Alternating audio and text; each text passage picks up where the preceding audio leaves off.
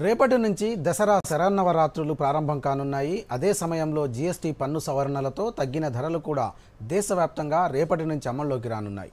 దీంతో పండుగ వేళ కేంద్ర ప్రభుత్వం తీసుకున్న నిర్ణయంపై దేశవ్యాప్తంగా అన్ని వర్గాల ప్రజల నుంచి హర్షం వ్యక్తమవుతోంది. మరిన్ని వివరాలు. దేశవ్యాప్తంగా రేపటి నుంచి వస్తుసేవల పన్ను వ్యవస్థలో చారిత్రాత్మక సవరణలు అమల్లోకి రానున్నాయి. ఈ కొత్త సవరణలతో పరోక్ష పన్ను విధానంలో కీలక మార్పులు చోటు చేసుకోనున్నాయి. ఇప్పటిదాకా 4 స్లాబుల్లో వసూలు చేస్తున్న జీఎస్టీని ఇక నుంచి 2 స్లాబుల్లోనే అమలు చేయనున్నారు.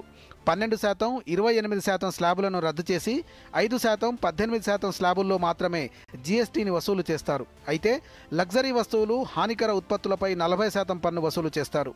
12%, 28% రద్దుతో ఇప్పటిదాకా ఈ మేరకు పన్ను వసూలు చేసిన వస్తువుల ధరలు తగ్గనున్నాయి. ఇప్పటికే జీఎస్టీ సవరణలతో తగ్గనున్న ధరల ప్రయోజనాలను నేరుగా వినియోగదారులకు బదిలీ చేస్తున్నట్లు ప్రకటించాయి. ఈ మేరకు షోరూంలు, దుకాణ సముదాయాల వద్ద తగ్గిన జీఎస్టీ ధరలతో బోర్డులను ప్రదర్శిస్తున్నారు. జీఎస్టీ సవరణలతో ధరలు తగ్గనున్న నేపథ్యంలో పాత స్టాక్, కొత్త స్టాక్ వంటి అంశాల్లో కొంత గందరగోళం నెలకొంది. సెప్టెంబర్ 22 తర్వాత పాత వస్తువులను సైతం తగ్గించిన ధరలతోనే విక్రయించాలని ఇప్పటికే కేంద్ర ప్రభుత్వం స్పష్టం చేసింది. కేంద్ర ప్రభుత్వ ఆదేశాల ప్రకారం పాత వస్తువులపై కొత్త రేట్లతో స్టిక్కర్లను వేసి విక్రయించాలి. కానీ చాలా వరకు దుకాణాల్లో పాత రేట్లతోనే విక్రయించే అవకాశం ఉంది. ఈ నేపథ్యంలో ధరల విషయంపై ఫిర్యాదులు చేసేందుకు వినియోగదారులు హెల్ప్లైన్ పోర్టల్ను ఉపయోగించుకోవచ్చు.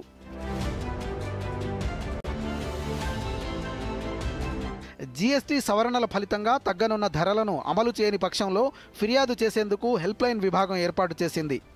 జాతీయ వినియోగదారుల హెల్ప్లైన్లోని integrated grievance redressal mechanism Ingram పోర్టల్లో ఫిర్యాదుల కోసం స్పెషల్ విభాగాన్ని ఏర్పాటు చేసినట్లు కేంద్రం ప్రకటించింది. ఈ విభాగంలో వాహన, బ్యాంకింగ్, మన్నికైన వినిమయ ఉత్పత్తులు, ఎఫ్ఎంసీజీ, ఈ కామర్స్ సహా ఇతర ప్రధాన విభాగాలుంటాయని తెలిపింది. ఫిర్యాదులు, ప్రశ్నలు ఏ ఉప విభాగానికి చెందినవి అయితే అక్కడ జీఎస్టీ సంబంధించిన ఫిర్యాదులు చేయొచ్చని పేర్కొంది. ఈ నెల 11వ తేదీన కేంద్రం పరోక్ష పన్నులు, కస్టమ్స్ విభాగం అధికారులు ఎన్సీహెచ్ కౌన్సిలర్లకు జీఎస్టీకి సంబంధించిన ఫిర్యాదులు, ప్రశ్నలను ప్రభావవంతంగా ఎలా నిర్వహించాలనే అంశంపై ఇప్పటికే శిక్షణా కార్యక్రమాన్ని నిర్వహించారు. జీఎస్టీ పన్ను వ్యవస్థలో సంస్కరణలతో పేద, మధ్యతరగతి ప్రజలతో పాటు సంపన్న వర్గాలకు సైతం ప్రయోజనం చేకూరనుంది.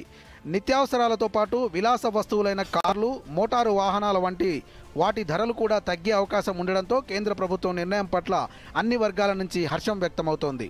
Bureau report, Doordarshan news.